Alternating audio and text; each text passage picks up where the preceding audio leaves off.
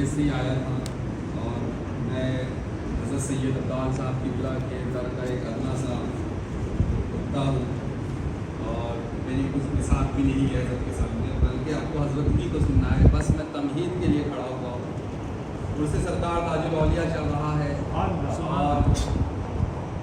میں نہیں سمجھتا کہ کوئی یہاں پہ ایسا ہوگا کہ جس کے دل میں جب بابا حضور کی محبت نہیں ہو۔ سید تاجی علیہ رحمہ فرماتے ہیں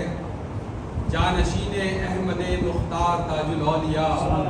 ہم شبیہ حیدر کرار تاج الاولیاء۔ الحمدللہ ہم پنجتن پاک کی محبت اپنے دل میں رکھتے ہیں اور سرور تاجی علیہ رحمہ نے پنجتن پاک کی نسبت ان دو شعروں میں سرکار تاج الاولیاء سے جو ہے اس کو بیان فرمایا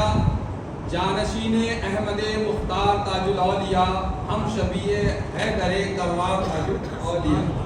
ہم شبیہ سے مراد اگر آپ یہ نہ لے لیں کہ دکھنے کے اعتبار سے، بلکہ سیرت و کردار کے اعتبار سے جو ہے وہ حضرت مولا کائنات کے ہم شبیہ سرکار تاج الاولیاء ہے۔ اگلے شعر میں ارشاد فرماتے ہیں گوہر درج حسن شمع شبیستان حسین، نور چشم فاطمہ سرکار تاج الاولیاء۔ گوہر درج حسن، درج کہتے ہیں اس صندوق کو جس کے اندر قیمتی جواہرات رکھے جاتے ہیں، ہیرے ہے، موتی ہے، مختلف قسم کے نگینے ہیں۔ فرماتے گوہر کہتے ہیں موتی کو، کہتے ہیں گوہر درج حسن، امام حسین حسن رضی اللہ تعالیٰ عنہ کے قیمتی صندوق میں رکھے ہوئے قیمتی جوہرات میں سے ایک موتی کا نام سرکار تاج الاولیاء۔ شمع شبیستان حسین یعنی امام حسین کی جو شاہی آرام گاہ ہے اس میں جلنے والی شمع میں سے ایک شمع کا نام سرکار تاج الاولیاء اور نور چشم فاطمہ سرکار تاج الاولیاء اور حضرت فاطمہ الزہرا کے نگاہوں کے نور کا نام جو ہے سرکار تاج الاولیاء۔ اور اسی کا جو مقطع ہے،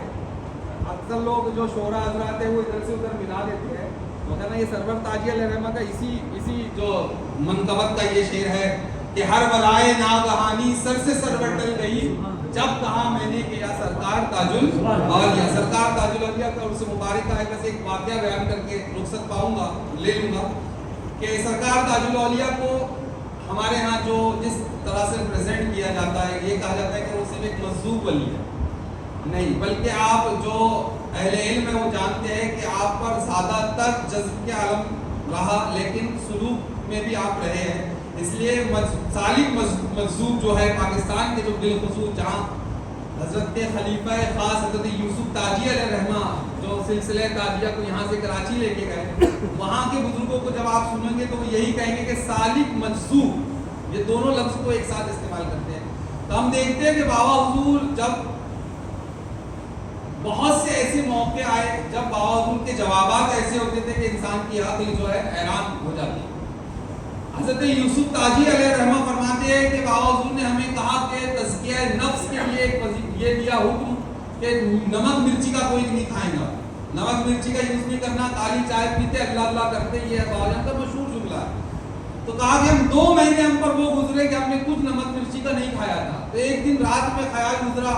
کہ اب کمزوری بہت آ گئی ہے کہ بابا حضور کے پاس جاتا ہوں اور کہتا ہوں کہ بابا کچھ اجازت دے دو نمک مرچی کا کھانے کے لیے۔ اب صبح فجر کے بعد میں جس کمرے میں بابا حضور آرام فرما رہے تھے تو اس کی کھڑکیاں کھلی تھی اور ہوا چل رہی تھی، تو اس کی وجہ سے کھڑکیاں بج رہی تھی، دروازے کے پلے بج رہے تھے اور ہوا بہت تیز تھی۔ تو یوسف تاجی علیہ رحمہ فرماتے جو ہی میں نے قدم کمرے میں رکھا تو سرکار تاج الاولیاء فرماتے ہیں حاجی حضرت ہوا بول رہی ہے۔ اب ہوا سے مراد عام آدمی یہ نہیں گا جو ہوا ہے وہ ہوں گی، لیکن وہ عالم دین تھے، سرکار اعلیٰ حضرت کے شاگرد تھے، اس لیے وہ جانتے تھے کہ اس کے اندر کون سا راز چھپا ہوا ہے۔ فرماتے ہیں میں فوراً سمجھ گیا کہ یہاں ہوا سے مراد یہ ہوا نہیں ہے جو چل رہی ہے، بلکہ یہ ہوائے نفس ہے جس کے بارے میں بابا جان فرما رہے ہیں کہ تیری نفس کی خواہشات بول رہی ہے کہ آج تو کچھ کھانے کے لیے مانگنے کے لیے آیا۔ کہا کہ میں الٹے قدم ہوا، میں نے آگے کچھ نہیں کہا اور میں واپس آ گیا۔ ایک مرتبہ فرماتے ہیں کہ 2 لوگ بابا حضور کے بارگاہ میں پہنچے، بابا حضور مخلوق کے لیے بڑے شفیق، کہتے ہیں کہ سب پر ایک جیسی نگاہ کرم ہو رہی ہے بابا حضور کی۔ تو اس میں 2 لوگ آئے، ایک بڑا مشہور بدماش، ایک بڑا نیک، لیکن دونوں پہ شفقت ایک جیسی۔ تو بولے میرے دل میں یہ خیال گزرا کہ بابا حضور کی کیا ظاہر پر نظر نہیں ہے، یہ میرا خیال گزرا دل کے اندر، یا باطن پہ نظر نہیں ہے، بس یہ خیال گزرنا تھا کہ سرکار تاج الاولیاء کی زبان مبارک سے یہ آیت کریمہ جاری ہوتی ہے، فرماتے فَمَن يَعْمَلْ مِثْقَالَ ذَرَّةٍ خَيْرًا يَرَهُ وَمَن يَعْمَلْ مِثْقَالَ ذَرَّةٍ شَرًّا يَرَهُ، کہ وہ بھی کل قیامت میں جو دیکھ لے گا جو ذرہ برابر خیر لے کر آئے گا، اور وہ بھی قیامت میں دیکھ لے گا جو ذرہ برابر شر لے کے آئے گا۔ کہا کہ میں فوراً اپنے دل کو سنبھال کے بیٹھ گیا۔ ایسے بے شمار واقعات ہیں، لیکن جہاں مشن سرکار تاج الاولیاء کی میں بات کروں، آج کرامتوں کی بات ہوتی ہے اور جو کچھ ہو رہا ہے آپ کی نگاہوں کے سامنے ہے، لیکن مشن سرکار تاج الاولیاء کا میں ایک جملے میں بتا دوں، بابا حضور جب واقعی تشریف لے گئے تو وہاں پر آپ نے 4 چیزیں بنائی، آپ پڑھیے تاریخ کے اندر آج بھی وہ چیزیں ہیں، ایک شفا خانہ، دوسرا عدالت، تیسرا ایک مدرسہ بنایا اور چوتھی ایک مسجد بنائی۔ یہ 4 چیزیں آپ ذرا اس پر نظر کریں، سوچیں اس کے اوپر یہ 4 چیزیں کس چیز سے تعلق رکھتی ہے۔ ہمارے دوست ہیں مولانا حسان ملک صاحب، اچھے عالم دین ہیں، انہوں نے کہا کہ اس کے اوپر قرآن و حدیث سے آپ گفتگو کر سکتے ہیں، اس کے اوپر مواد اکٹھا کیجیے اور بتائیے کہ یہ مشن کون سا مشن ہے۔ شفا خانہ بنانا، اسکول بنانا،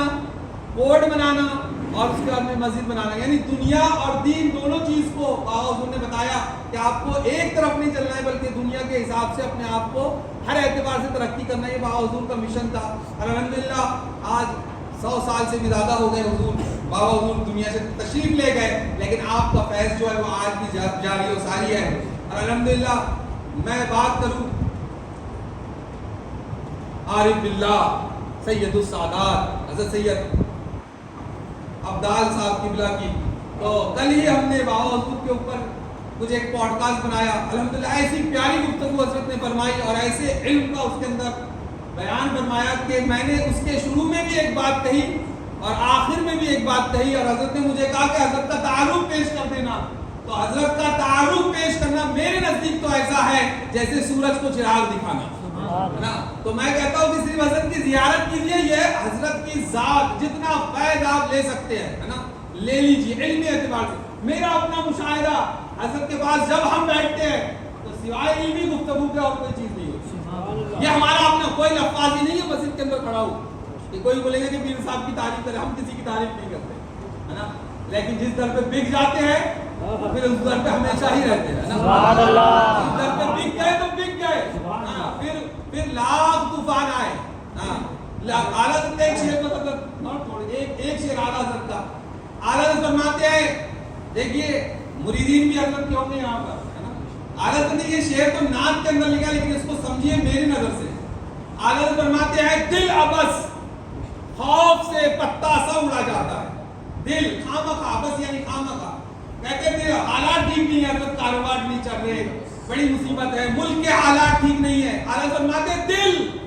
ابس خوف سے پتا سا اڑا جاتا ہے، پلہ ہلکا ہی صحیح، پلے ہمارے ہلکے ہیں، پلہ ہلکا ہی صحیح، بھاری ہے بھروسہ تیرا۔ بھاری آپ نے پتجھڑ کا موسم دیکھا ہوگا، پتجھڑ کے موسم میں پتے درختوں سے گرتے ہیں، ہوا آتی ہے طوفان لے کر، کبھی پتوں کو ادھر اڑاتی ہے، کبھی ادھر اڑاتی ہے، کبھی نالے کے اندر لے جاتی ہے، کبھی کوڑا دان کے اندر لے جاتی ہے، مگر ایک پتا وہ ہوتا ہے جس کو کوئی بھاری بھرکم بھروسہ مل گیا، سہارا مل گیا، پتھر کے نیچے دب گیا وہ پتا، اب طوفان کتنی بھی ہوائیں لے کر آئے، کتنی بھی مصیبتیں لے کے آئے، اس پتے کا کچھ نہیں ہوتا۔ تو میں کہتا ہوں دل ابس خوف سے پتا سا اڑا جاتا ہے، پلہ ہلکا ہی صحیح، بھاری ہے بھروسہ تیرا۔ بہت سے آدم کی حال کا آسرا ہمارے پاس میں، تو ہم بھی اس زمانے میں اب کسی سے ڈرتے نہیں اور کوئی طوفان ہمیں طوفان لگتا بھی نہیں ہے انشاءاللہ عزیز۔